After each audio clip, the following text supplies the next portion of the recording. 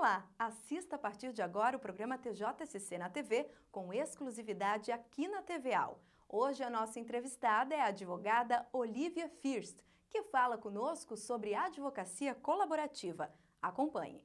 Doutora, sabe-se que a advocacia colaborativa ela caminha junto com métodos alternativos para a resolução de conflitos, né? O que é exatamente, então, vamos falar disso, o que é a advocacia colaborativa?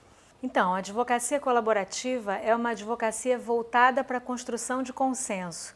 Eu até gosto mais de usar a expressão métodos adequados ou métodos pacíficos de resolução de conflitos. E é nessa categoria que a advocacia colaborativa se enquadra. É o advogado repensando a sua atuação, entendendo que o seu papel vai muito além do ajuizamento de um processo. O papel do advogado está muito mais afinado com a ideia de resolver o conflito do que o de ajuizador de processos. Então, cada vez mais os clientes querem ver as suas questões resolvidas e não necessariamente judicializadas. A advocacia colaborativa consiste num pacto de não litigância entre os advogados. Naquele caso específico, os advogados se comprometem com uma negociação produtiva, pautada pela transparência, pela boa-fé e, em hipótese alguma, encaminham aquele caso para o litígio judicial. Se por qualquer motivo o acordo não for possível, outros advogados devem assumir a causa. Doutora, alguém pode dizer, ou até um colega seu pode dizer, nós não estamos falando de conciliação e mediação, isto não é a mesma coisa? Quais são as diferenças entre isto e a advocacia colaborativa? Na mediação, você tem a figura do mediador, que é um neutro que facilita o diálogo, não seria o papel do advogado. O advogado passa a assessorar as partes em mediação. Na prática colaborativa, os próprios advogados reúnem, conciliam, para usar essa expressão, ferramentas típicas da mediação ao exercício da advocacia.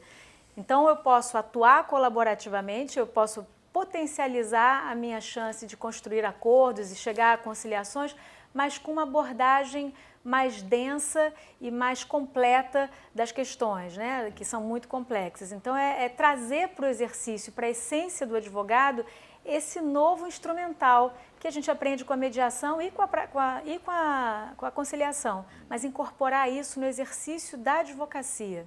Esta questão agora da advocacia colaborativa, envolvendo outros profissionais, trazendo eles para o mesmo assunto, isto está dentro da instituição do judiciário? Ou seja, esta matéria está institucionalizada como uma questão jurídica, do mundo jurídico? Então, quando a gente começou a estudar e a incorporar essa técnica na nossa realidade, na cultura, a gente começou a estudar os nossos estatutos e código de ética e legislação, e a gente percebeu que não existe nenhuma incompatibilidade com o nosso ordenamento jurídico, com o Estatuto da Advocacia.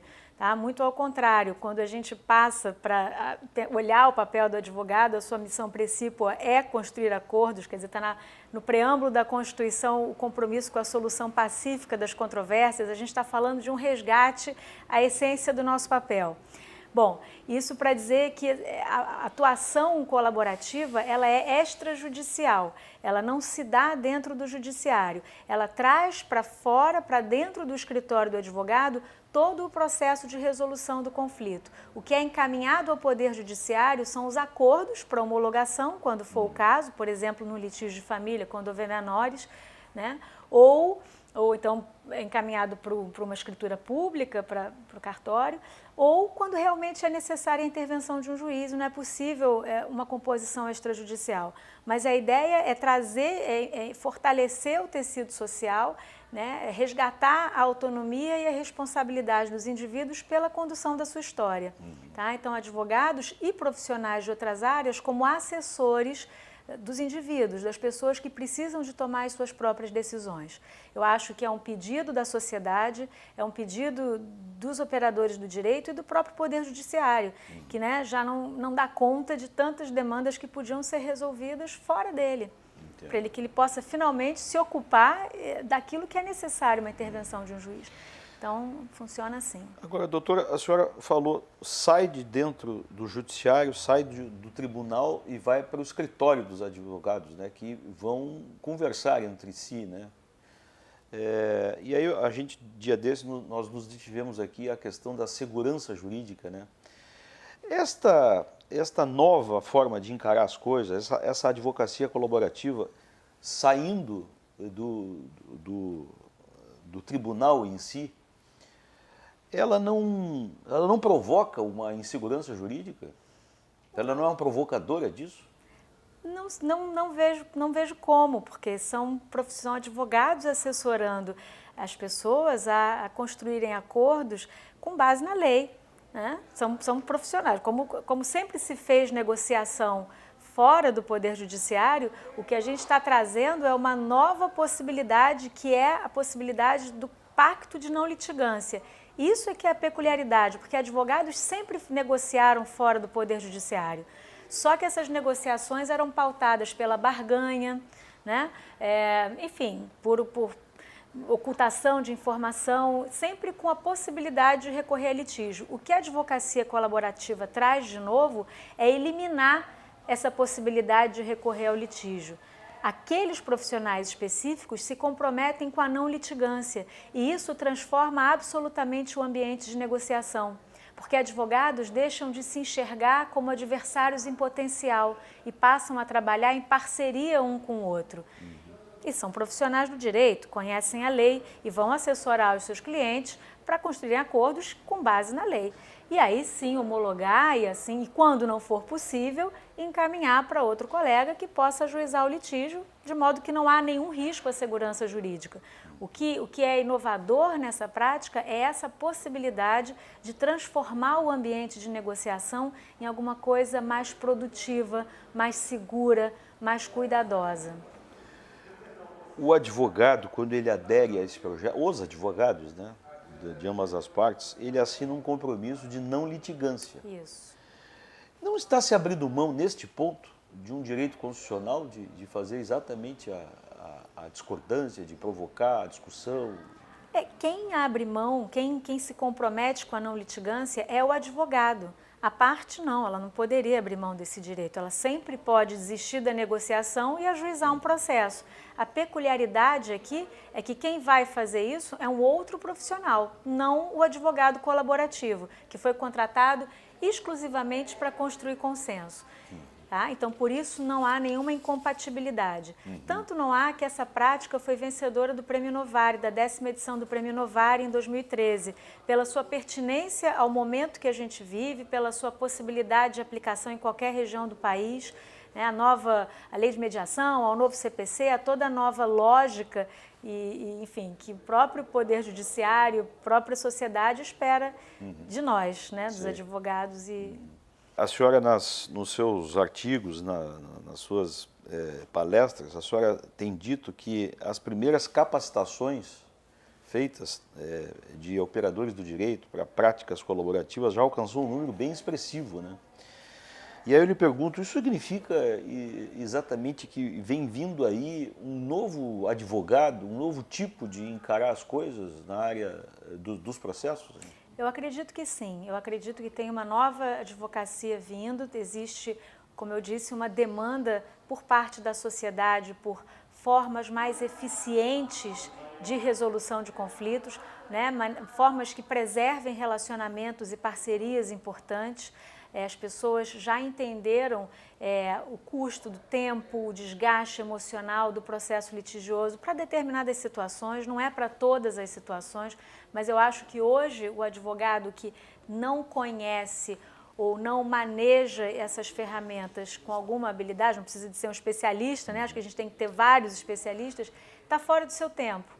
O advogado hoje precisa conhecer esse leque de possibilidades de encaminhamento das questões do seu cliente e entender que cada cliente demanda uma abordagem diferente. Não existe um formato único que atenda a todos. Às vezes, uma situação muito parecida, a mediação pode ser o melhor caminho, a abordagem colaborativa pode ser o melhor caminho, ou mesmo um litígio judicial, preciso da intervenção de um juiz. Então, o que a gente precisa desenvolver é esse filtro e essa capacidade, ao que nos pede a Resolução 125 do CNJ, né, que estabelece a política de tratamento adequado é entender qual é a adequação do método a cada caso específico. Então, esse é o novo advogado, o advogado que conhece, compreende esse panorama. Nós estamos falando dos profissionais, né? Daqueles que são os advogados e que têm clientes. Os clientes estão sabendo desta nova, desta boa nova que... Sim, os clientes estão sabendo, os clientes têm procurado cada vez mais. Eu comecei a ouvir no meu escritório frases do tipo: evitei ao máximo procurar um advogado porque eu não queria briga, porque eu não queria guerra. Já existe uma demanda por novos métodos. As pessoas precisam, o que a gente passou a entender, e a sociedade aos poucos está entendendo isso também, é que pessoas em conflito não necessariamente são inimigas. Elas precisam de um assessoramento para resolver um impasse, para acomodar divergências, diferenças, mas seguir com a vida. Então, quando a gente passa a ter esse olhar, a gente encontra essa demanda. Existe uma demanda, está cada vez mais popular, a gente tem ido à TV, aos jornais, o número de capacitados e o número de clientes tem aumentado exponencialmente, expressivamente, mas é uma técnica nova na nossa cultura, tá? Desde o Prêmio Novari foi em 2013, a Lei de Mediação é de 2015, então é tudo muito recente. Agora eu comecei a ouvir esse tipo de coisa no meu escritório. Evitei ao máximo procurar um advogado. Você fala, mas você está se separando, está enfrentando um divórcio, como que você evitou procurar um advogado? Ah, porque não queria briga, porque ele vai me interpretar mal, porque...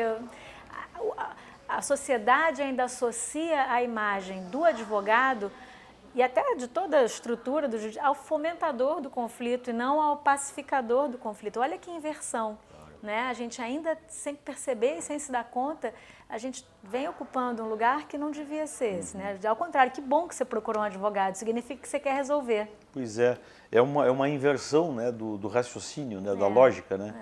E aí eu lhe pergunto, na academia está se tratando deste assunto? Ou seja, existem cadeiras no direito já, hoje, para tratar desse assunto?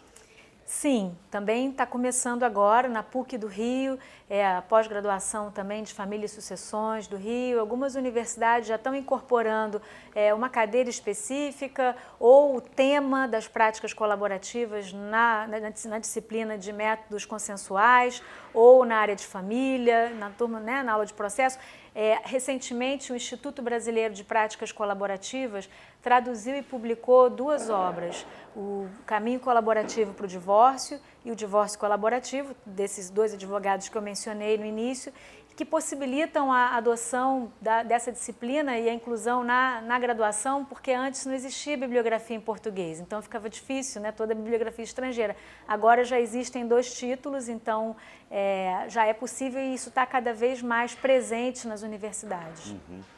Doutora, para finalizar, a senhora, de novo, eu vou buscar nas suas palestras e artigos, para lhe perguntar o seguinte: a senhora diz que estamos vivendo um momento de transformação na prática da advocacia no Brasil. Por que isso, hein?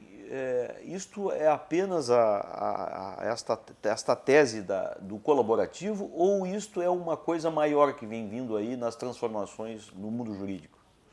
Eu acho que é maior, eu acho que vem uma transformação, vem uma mudança de paradigma e o que é curioso é que quando a gente, como eu disse, a gente para ver, parece que é um resgate à nossa essência, né? A essência pacificadora. Eu acho que o advogado está repensando o seu papel, está redefinindo o que seja bem atender um cliente. Está redefinindo o que é prestar um bom serviço, o que significa ganhar a causa. Eu acho que a gente já aprendeu com a experiência, a sociedade, o poder judiciário, os operadores do direito, o que ganhar a causa às vezes é prestar um desserviço para o cliente, porque rompe-se uma relação, perde-se uma parceria, laços afetivos são rompidos às vezes por gerações, isso não é ganhar a causa, isso não é prestar um bom serviço. Acho que a gente está começando a relativizar e a colocar o bom direito do cliente em perspectiva com o entorno, com o contexto que ele está inserido. Eu acho que isso faz parte de um movimento maior, acho que as práticas colaborativas vêm como mais uma possibilidade, não a única nem a melhor, mais uma possibilidade, mais uma ferramenta a serviço dos operadores do direito e de toda a sociedade. Doutora Olívia, muito obrigado pela entrevista. Muito obrigada, eu que agradeço.